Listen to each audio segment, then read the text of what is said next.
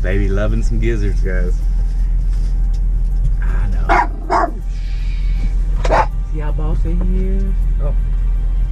What's this?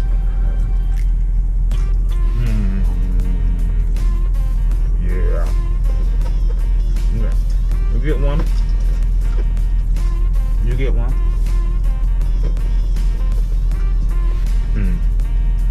There. You don't have no teeth. No, y'all stay. More later. More later, not right now.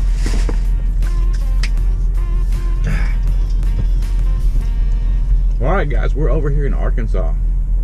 I got bugs all over my windows. It's a mess. I can't get in to clean them. I'm going to have to clean them with a paper towel. There's a lot of trucks over here. There must be some good freight volumes coming out of this area. Calm down, calm down. If there's this many trucks over here, or the market's overran and the rates are going to be crap. So if you're over here and the rates are crap, bless your heart, I'm sorry. It just happens. What can I say?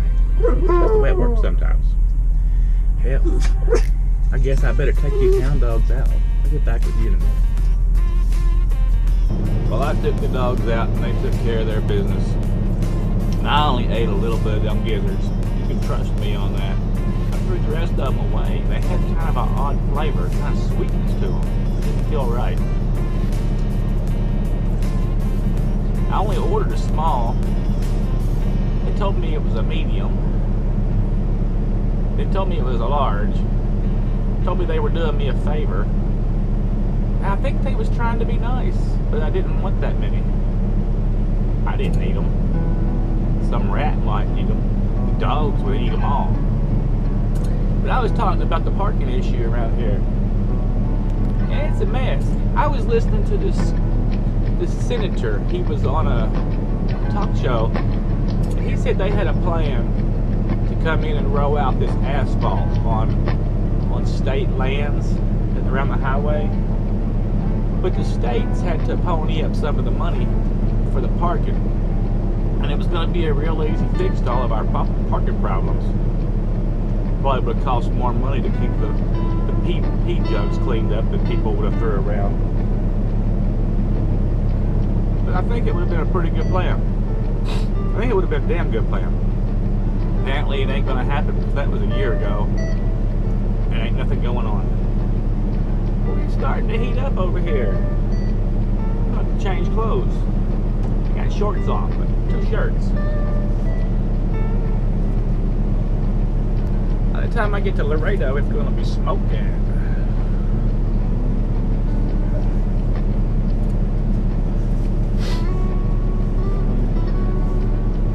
Dogs don't seem to care. They're like, bring on the heat, daddy.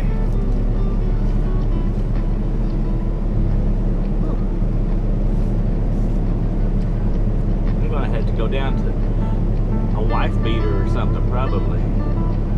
I think we need to start a movement. Right? Somebody's always wanting to start a movement, and it's always one-sided and for themselves. But I was reading how this state trooper, another state trooper, got killed in Illinois last week. It was the 15th one this year doing roadside inspections.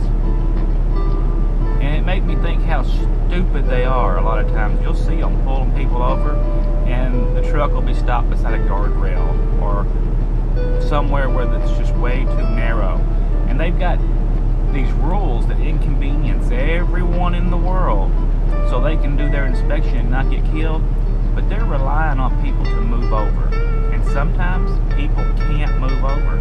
There's just no way to do it because there's cars beside you, and if you stop on highway traffic, you're causing something that could cause an accident. So that trooper is endangering his or her own life, which actually really makes me mad that they endanger the motoring public with their need to do an inspection. Now, I believe in inspection, so I'm not in any way trying to say that I don't. Excuse me.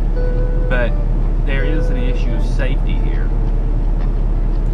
And if you don't pull over when they want you to pull over, they get a little bit upset. And I'll tell you a story about that later, because I wouldn't pull over one time. Yeah, that's right.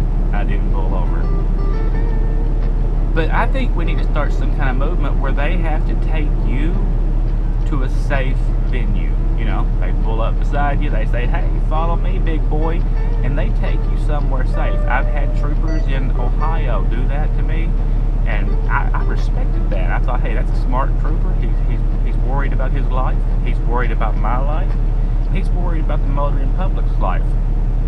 But they get caught up in it sometimes. They just get way too caught up in it.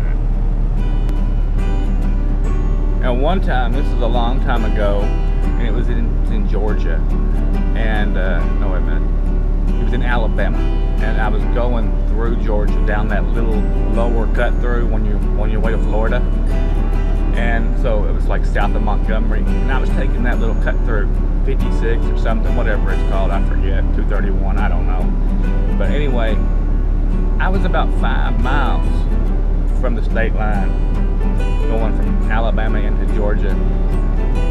Or I might have already been in Georgia. I don't know. No, I was in Alabama. And the state trooper gets behind me and he lights it up. I wasn't doing anything wrong. So, you know, I wasn't worried about it. He just decided he wanted to pull an inspection. Well, back then, this was a 2-lane road. I don't know what it is now. Probably still 2-lane. A lot of beautiful houses on that road. But I was in the country.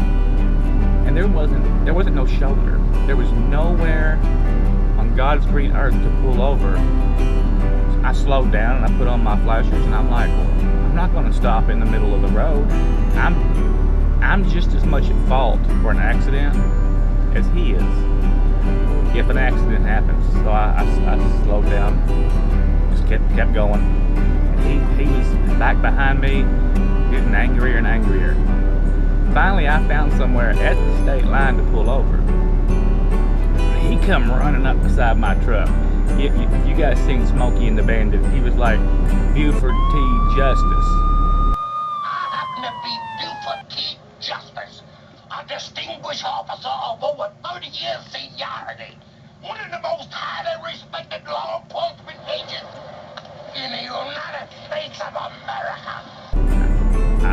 I'm serious. It was Buford T. Justice.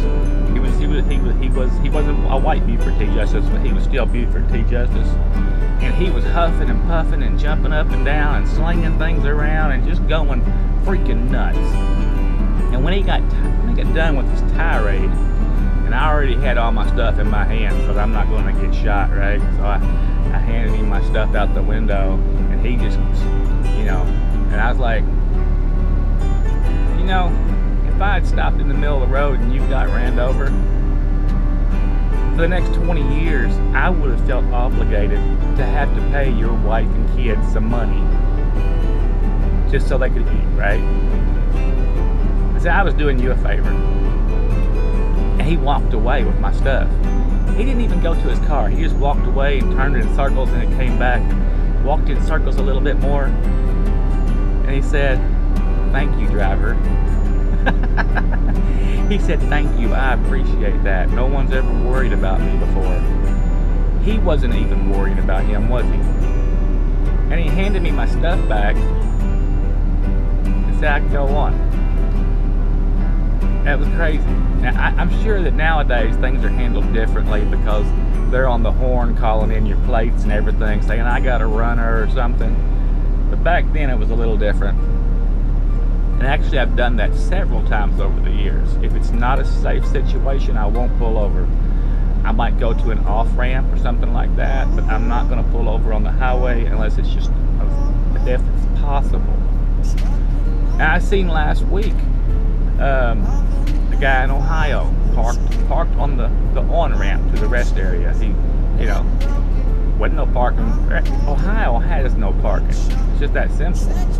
So he's parked on the ramp, and it's 9:30 in the morning. When I first heard about the story, I was thinking that the guy had, you know, made a mistake, right? That he had parked somewhere and he got rear-ended and killed somebody. But after the story came out, it was 9:30 in the morning, and he was actually in the bounds of the rest area, just on the in-ramp, and somebody hit him. And I mean, from the pictures of their crash, they were really going fast. But that makes it bad for people that can't find nowhere to park. And where does all this liability fall? You know, they passed these new laws, but we suffer the consequences.